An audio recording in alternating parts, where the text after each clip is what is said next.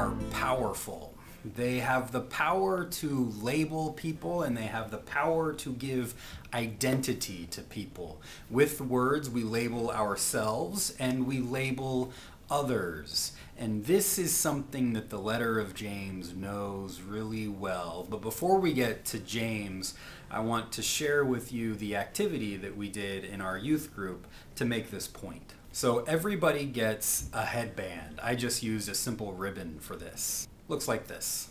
So everybody ties a ribbon around their head, and then before class you have written out on a card different labels that people have, specifically in high school. So one of the labels that you could have written out is like this. So you pass out the friendly to someone without them knowing that it is friendly. But another label could be this. Grrr. Wait. That's funny. Another label could be this. Oh yeah, look at my muscles. Yeah. I don't know. Then there's this one. And then this one. So you get the idea. The point is that everybody gets a label, and they don't know what the label is, but everybody else can see that person's label. So after everyone has been labeled, you have them all stand up and treat one another as if they are the label that's on their forehead. And after you've done this for a while, you ask them, what did it feel like when people were using their words to give you this identity, this label? What did it feel like to be treated as someone who's popular, as someone who's a loser, as someone who's smart, as someone who's a bully? How did it make you feel to have this identity? And then you could ask, what identities are in your school? Are these identity cut and dry, or do they flow in and out of one another? What's it like at your school?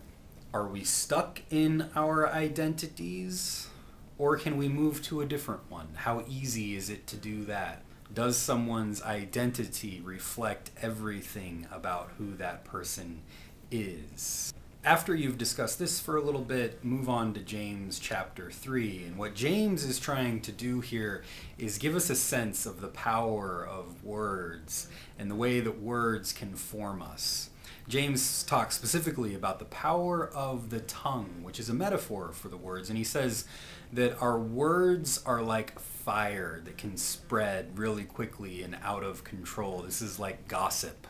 And he says that with our words, we bless the Lord and Father, and we curse our fellow human beings who are made in the likeness of God.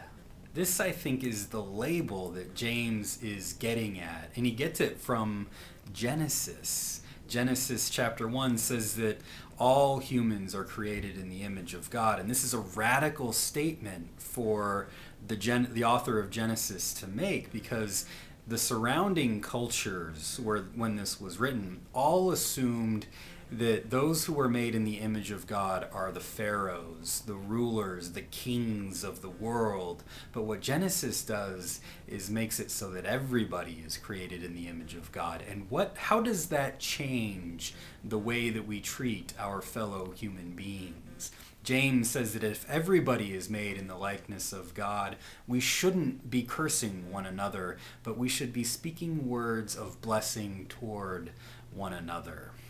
And the question that I want to ask is, how would the world be different if we took James's advice? How would our schools be different if we intentionally spoke words of blessing to our fellow human beings, no matter what labels we have given them? But if we see them fundamentally as an image of God, how does that change the way that we speak to them?